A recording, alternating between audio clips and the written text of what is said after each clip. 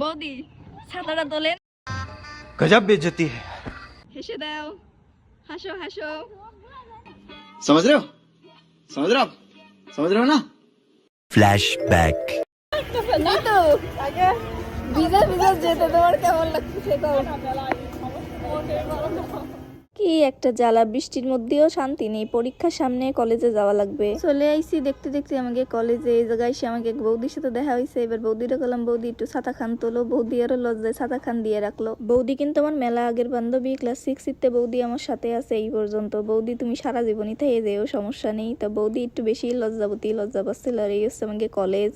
ভেবেছিলাম কলেজে ঢুকেই অনেকগুলো মানুষের সাথে দেখা হবে, এদিকে কেউই নেই, কলেজ পুরো ফাঁকা। পরীক্ষা ছিল, সবাই পরীক্ষা দিয়ে চলে গেছে। আর এদিকে বৌদি আর আমার এক বান্ধবী বেশি লজ্জা পায়। বান্ধবী জানে আমি ভিডিও করতেছি, তাইতে বান্ধবী ছাতা দিয়ে মুখ ঢেকে রাখিছে। আমি আমার কাজ আগেরতেই সাইরে সবার জন্য বাইরে অপেক্ষা করছিলাম। এদিকে সবার কাজ শেষ গাইস, পরীক্ষার নামে ঠন। এদিকে অ্যাডমিট কার্ড নিতে চলে এসেছি কলেজে। কি ভালো স্টুডেন্ট যে আমরা, আসলে সবাই মনে করে খুবই ভালো স্টুডেন্ট, কিন্তু টাইনে টুইনে পাস করি। তবে সেটাও বড় কথা নয়। আমি এদিকে সবাইকে বলতেছিলাম আসো একটা সেলফি তুলি, কিন্তু সবাই জানে আমি সেলফি তোলার কথা বলে ভিডিও করবো, এই জন্য সবাই আমার কথায় পাত্তা না দিয়ে আমাকে ইগনোর করে সামনের দিকে চলে যাচ্ছে গাইজ। এদিকে পিছনে দেখি আমার বান্ধবীকে কলেজ দেখাচ্ছে, মনে করলাম তার বয়ফ্রেন্ড হবে কিনা, কিন্তু পরে যেয়ে দেখলাম তার তুলা ভাই গাইজ। শালিকে সন্দেহ করছে, তো এর জন্য শালি আবার ভিডিও করে দেখাচ্ছে, দেখো দাদা বাবু আমি কলেজেই আছি, তোমার চিন্তা করার দরকার নেই। এবার শুরু হলো তাদের ফটো সেশন, কিন্তু যেখানে আমি আছি সেখানে গাইজ কিভাবে তারা শান্তিমতো ছবি তুলতে পারবে। হাসো হাসো, হেসে দাও। বৌদি ছাতাটা বগলে রাখো, তাহলে ছবি তুলতে সুবিধা হবে। আমার কাছে দাম তুলে দিচ্ছি।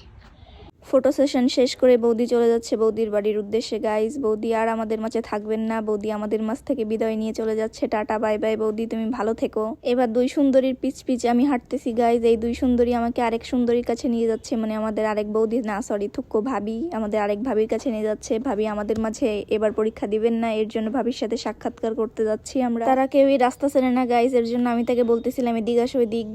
বাগানে জন্য যাচ্ছ কেন? সোজা যাও দিদি, আপনার বংশের লোক পাশে। আজকাল কারোর ভালো করতে নেই, তাকে বলতেছিলাম তোমাকে বংশের লোককে রেখে তোমরা কেন চলে যাচ্ছ? তারা আমার কথাই পাত্তাই দিল না, মানে আমি যে পিছনে একখান লোক আছি তারা মোটে আমাকে পাত্তাই দিল না, আমাকে ইগনোর করে তারা সামনে এগিয়ে যাচ্ছে গাইস, আরো সামনে যাচ্ছে। অনেক দূর হাঁটার পরে পা মা ব্যথা করার পরে এই কাদা সেটকার ভিতরে হেঁটে হেঁটে আমরা চলে এসেছি অবশেষে আমার গিয়ে সেই ভাবির বাড়ি আর কি পিছনে ভাবির দোকানে। তো ভাবি এখন দোকানে আছে কিনা এটাই দেখতে হবে।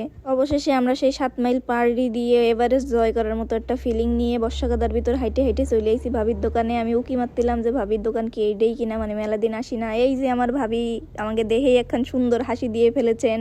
আমার হাতে ফোন দেখে ভাবিও বুঝে গিয়েছে যে আমি কিছু একটা আকাম করতেছি, এর জন্য ভাবি মুখে হাত দিয়ে দিয়েছে গাইজ। ভাবি একটু পানখোর, খুবই পানখোর, এর জন্য ভাবির দাঁতটা ঢেকে নিয়েছে। আর এদিকে আমার দুই বান্ধবীও। ভাবির সাথে কিছু পার্সোনাল কথাবার্তা শেষ করে বান্ধবী এসেছে তার বয়ফ্রেন্ডের জন্য ছাতা কিনতে। ও থুক্কু, তার তো বয়ফ্রেন্ডই নাই, তো তার জন্যই ছাতা কিনতে এসেছে। সে বৃষ্টির ভিতর খুবই কষ্ট করে বাড়িতে যাবে, বৃষ্টিও নামতেছে, এর জন্য সে একটা এক্সট্রা ছাতা কিনতে আসছে। আজকের মতো অনেক জ্বালাই ফেলাইছি, যার জন্য বারবার ছাতা দিয়ে মুখ ঢাকতেছে। তো আজকে আর নাই জ্বালাই গাইজ, নতুন একটা ভিডিও নিয়ে তাদের ফানি কিছু জিনিস নিয়ে আবার আসবো।